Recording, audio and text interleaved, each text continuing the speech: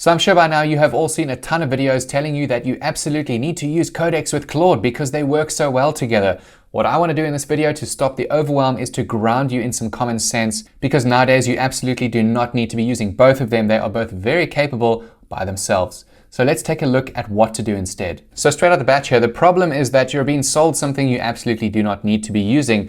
If you look at all of the hype that's trailing around on YouTube at the moment, what it's solving for is the entirely wrong problem. You do not need to use Codex for half of the things that these people are talking about.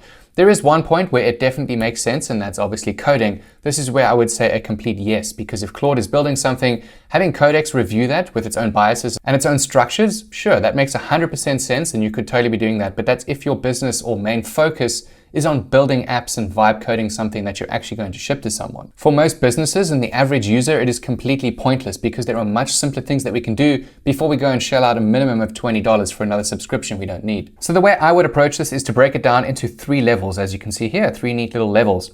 Level 1 being better prompting. That is the easiest thing to fix first. Level 2 is having persona prompting, and level 3 is the different model and where this would actually form a use case for us. The important thing to know here is that 80% of whatever you're going to get out of a model starts at level 1, because that's where we build the foundation of how everything pans out. If you put junk into any model, you're going to get junk out. So we need to make sure that at level 1, we're focusing on writing really good and really clear prompts. For instance, most people using AI right now, they are probably just typing in, "Hey Claude, can you review this?" That is extremely vague. It gives it absolutely no constraints or any information about how it should be reviewing this thing, making it more specific. Think about if you were speaking to an actual human. Would you just throw something on someone's desk and say, "Review this"? Sure, you might do that, but humans are a lot better at dealing with that kind of thing than AI is, because AI is a pure pattern matching machine. So the better approach for both humans and an AI either way would be to give it more information and be really, really specific about the things that it should be looking for inside its review. How should it structure the review? Should it look for any weak assumptions, any biases, things like that? The more information we can give it, the better output we are going to get. The idea here at its highest level is to give it a very clear role, a clear task, and what it should be focusing on. Because like I said, if you throw that vague prompt into 2 models at the exact same time to get the other one to review the other one's thing, you might get some little nuances that the one model didn't pull out, but it still wouldn't be as valuable compared to if you put the time in up front to make your prompt and your skill a lot better, because most of the leverage that you're going to get out of any model comes from the clarity that you provided. Whenever I'm telling people on this channel or in my community how to build skills for their businesses and how to approach all of that, I tell them to spend as much time as possible up front auditing their workflows, auditing their processes. So when they're building their skills based on their actual constraints, they build it with a lot of clarity. It is exactly the step-by-step process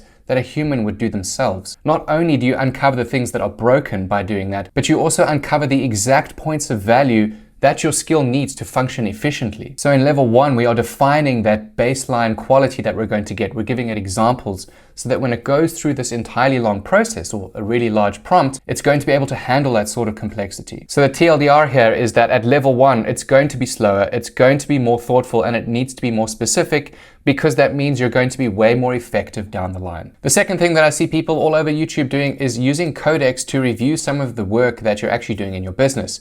Of course this works, and of course it can be good, but that doesn't mean that it warrants somebody going out there and getting a subscription that they don't need for anything else, when you can do all of that with Claude just by using persona prompting. So for those of you who don't know what persona prompting is, it's literally prompting the AI with a persona, but being a very detailed persona.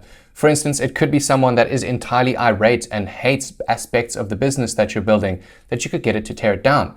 One of the most common ones that I see is people who are about to go for an interview. You would then prompt the AI to take on the role of the person that you're about to interview with. If it's a CTO, you could find out information about the CTO beforehand from their LinkedIn profile and get Firecrawl to scrape the web about them and their business, chuck all of that into AI, and you would get a really detailed persona about the person you're about to meet. Get AI to grill you extensively before the interview. By doing that, you get a much better output from the thing that is tailored to your exact situation. And there are tons of personas you can give it. For me, I always align my things with my ICP. So if I'm making a video or if I'm trying to build an offer or something like that for companies, I always align it to think like my ICP, think in the eyes of XYZ, this type of person. But I give it as much detail as possible. We can see a practical example of this right now. So I've got 2 chat windows here. One of them, we're going to have a really hyper-specific prompt with a detailed persona in here that's going to destroy an offer that I'm about to present to it. The other one is just taking our approach of saying, review this offer for me. and then just giving it the offer. And we're going to see the difference in output. So both of our prompts are done now, and you can see that they've given similar formats. So here we have the non-persona prompt. It's told us what's working and what's weak. Then at the persona prompt, you can see that we have kind of a similar structure, but it's way more detailed and more specific. And that's the difference between these two things. This one is optimizing for generic critique, and this one is hyper-personalized to the situation that you're about to face. So what we're measuring here is how the reader of our offer would actually react to that situation, as opposed to just critiquing the offer itself through a generic lens. And that's how you get the real value in evaluating your offer. So what I did next is I put in the output from this generic one, and I put it into our prompt over here to evaluate the difference between the two, just to highlight our example a bit more. And you can see over here the generic prompt, it's a copywriter's critique. So tactical fixes to the page itself, reframe savings to capacity, add a guarantee, add social proof with named clients, generic stuff like that. But if we look at what the persona prompt did, which is the window we've been talking to here, it's a hostile buyer's internal monologue that it's coming into the situation with. And that's the lens that you want when you're trying to get this critique on the things that you're doing. So if we look at the difference between the two over here in this little table, the generic prompt would ask, how can this page be improved? Where the persona would say, how will this page fail in the buyer's head? That's far more valuable to someone who's trying to sell someone something. Surfaces tactical suggestions, surfaces unanswered questions, because again, you don't want the person reading this to sit there and see your offer and not get the answers that they need. They need the clarity in order to move forward with the purchase. Another thing a generic prompt will do is optimize the artifact or whatever it is that you're working on. What we're doing with the persona prompt is we're again putting it under that pressure, and therefore it stress tests to see if it actually lands with your ICP or whoever the person is you're trying to speak to. But you get the point. Most of the stuff that people are trying to solve with having Codex alongside Claude can easily be solved with this persona prompting, or even just using a second agent window with a fresh set of eyes on a video script or whatever it is that you're working on to see if there were any holes or anything that it missed with a different lens. Cool, so before we get into level 3, we just need to look at the difference between Claude and GPTs or Gemini, whatever it is that you're using. They all have different biases, and that's what makes them different. It's really good for programming because we obviously want whatever is building our initial code to be reviewed by something that has different structural biases, different ways of handling security, different levels of accuracy around different parts of a domain. And the difference between this is that persona shifts the surface, so the things that we might be asking on the surface layer, but a different model shifts what comes to mind first. So if I ask a question to GPT, I might get a similar answer to whatever I get from Claude, but it would come from a different angle. It would have its own structural biases based into it. Same thing for when I'm planning a build in software. You'll see some of my videos where I've put the two head to head, that they both work very differently. GPT-4, at the time I tested that, was much slower than Claude. Claude just kind of YOLO'd its way through it. It was much more accurate, but GPT was much more thorough in terms of security and how it dealt with the database layer and things like that, which is why they work so well together for those types of tasks. But realistically, for most of the stuff that we're running with our business, like I said throughout this video, having a very clear definition of done with your skills is all you need for your business. You don't constantly need to chop and change new models. That is out the window, irrelevant.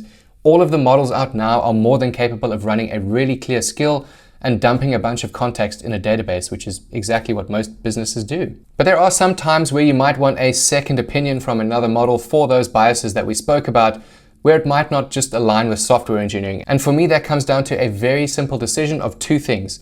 Is the thing that I'm building or the decision I'm about to make hard to reverse? And what is the cost of being wrong? So if I have a business and I'm about to make this massive tactical decision, I have no one else working with me, no one else to ask, and I really don't know what I don't know, then I'm going to get Claude to map it out as much as possible. I might even try the persona thing first, but because it is such a high value decision, I'm probably going to look to get a second opinion from another model to validate this really long thing that I've built. Again, I'm talking large business decisions that span across multiple context files, large documents, things like that that need very, very careful scrutiny from different angles. But even then, I'm going to start with persona prompting first before I go and spend money. Now, realistically, me, because I have a YouTube channel and a community and I'm building with AI every day, I do have Codex, which I paid $20 for.